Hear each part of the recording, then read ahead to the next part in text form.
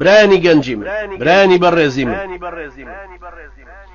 خاصەتەن ئەو برا بەڕێزانەی کە تۆبەیان کردو و گەڕاونەتەوە بۆ ئەم دینە گەڕاونەتەوە بۆ ئیسلام و کەوتونەتەوە خواپەرستی و نوێژ و ڕۆژوەکانیان بەردەوامەکەن ئەوە بزانن کە ئیمامی تەبەری ڕەحمەتی خوای لێبێ لە باسی تەوبەیە ئەفەرمێ پێویستی بە چەند مەرجێک هەیە مەرجی یەکەمەوەی کە لە دڵ و دەرونیەوە پەشیمان بێتەوە لەوەی کە کردەوەی خراپی کردووە ئەمە تۆبە نییە تۆ هاتووی گێرڵ فرەندێکی لەولاوەدا ناوە وەڵە دوای ڕەمەزان یەکترە بینینەوە تۆ عەزمت جەزم کردووە دوای ئەم عیبادەت و تاعەت و خواناسی و خواپەرستیە بڕۆیتەوە بکەویتەوە زینا نەعوذ بالله ئەبێ بە دڵ پەشیمان بوو بیتەوە لێ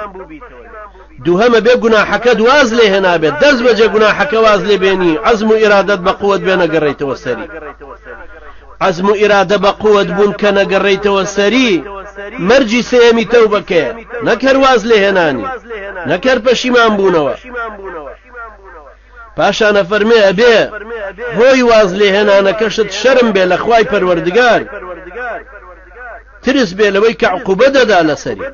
ئەگەر هەر مەرجێک لەم مەرجانە نەمان معنای وایە تۆبەکەت شکاندووە لە بەرامبەریا چی هەیە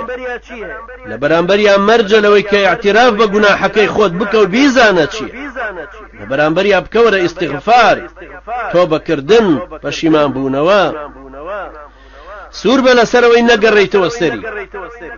سووربوون لەسەرەوە معناوانیە هەر بە زمان بێ ئیرادە و ویستی ناخی دڵ و دەرونی خۆتە ئیرادەیەکی بەهێز کە ناگەڕێیتەوە سەری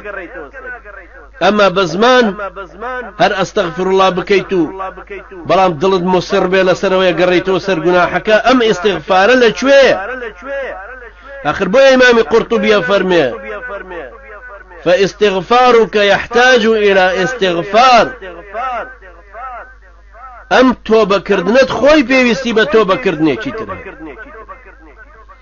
ئەمەش قولی حەسەنی بەسری ڕەحمەتی خوای لێ بێ فەرموو استغفارنا يحتاج إلى استغفار جا سەیری کەن برانی بەڕێزم ئەوە لەو زەمانەیە ئەوان ئاوا نەسیحەتیان کردو ئیمامی قورطوبی ڕەحمەتی خوای لێ بێ کە ساڵی 671 هیجری کۆچی دوایی کرد ئەبێ ئێستا لەم سەردەمەیە بووایە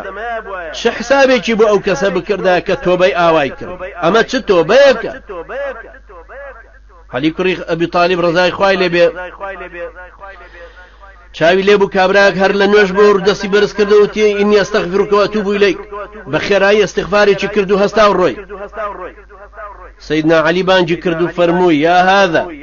إن سرعة اللسان بالاستغفار توبة الكذابين أم استغفاري بزماني كي بو سرعتا أما توبي بياوي دروزنا توبتك تحتاج إلى توبة توبة كردنكت بيوسي بتوبة يشيترها وتي كابراوتي يا أمير المؤمنين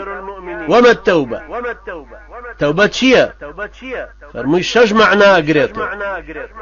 يا كم پشیمان بلا سر گناحکانی رابردو دوهم فرزی کی لسر خود کاری چاکە لە شوێنی ئەو بکەیت مافی خەڵکی کەلەلات بن بیان دەیتەوە نەفست ناچار کەی لەسەر تاعەت لەسەر جۆڕایەڵی فەرمانی خوای گەورە وەکو ئەو کاتەی کە نەفست تۆی ناچار کردبوو لەسەر مەعسیەت لەسەر گوناحکردن ئەنجا نەفسی خۆت تاڵاوی سەبری ملکەچی و تاعەت و خواپەرستەکەی پێ بچێژی وەکو کە شیرینی گوناحەکەت پێچێشت اینجا خۆشت بە تاعەتی خوای پەروەردگار وا جوانکەی هەروەکو کە خۆت بە مەعسیەتەکە ناشیرین کرد اینجا لەو شوێنەی کە پێکەنیوی چەند جار پێکەنیوی ئاوا بگرێرەوە بگری بەسەر گوناحەکانی خۆت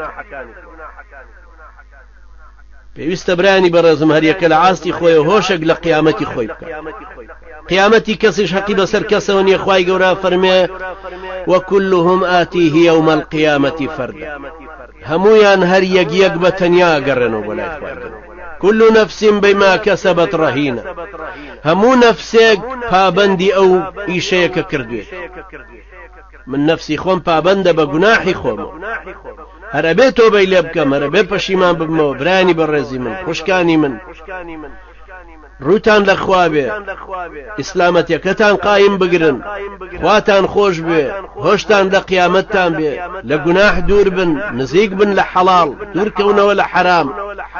ڕەفتار و ڕەوشتێکی ڕەسەن وەربگرن مافی برایەتیتان خۆشەویستیتان لەگەڵ یەکتری متمانەکردنتان بە یەکتری بەهێزترکەن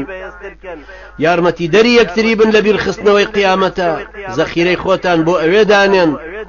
چەند بیرتان لە دنیای لانی کەم ئەوەندەش بیرتان لە قیامەت بێ خوای گەورە ئێمە شوێوەش سەرکەوتوو بکە و خوای گەورە ڕسووری دنیا و قیامەتمان کە خوایە پاکمان کەرەوە لە گوناهەکانمان و لێمان ڕازی بە و لێمان خۆش بەخوایە هەڵەمی عەفەت بەسەر گوناهمانە بێن و یا ربی خوایە لە دایک و باوکیشمان خۆش بە یا الله أقول قولي هذا واستغفر الله لي ولكم وجزاكم الله خيرا والسلام عليكم ورحمة الله وبركاته.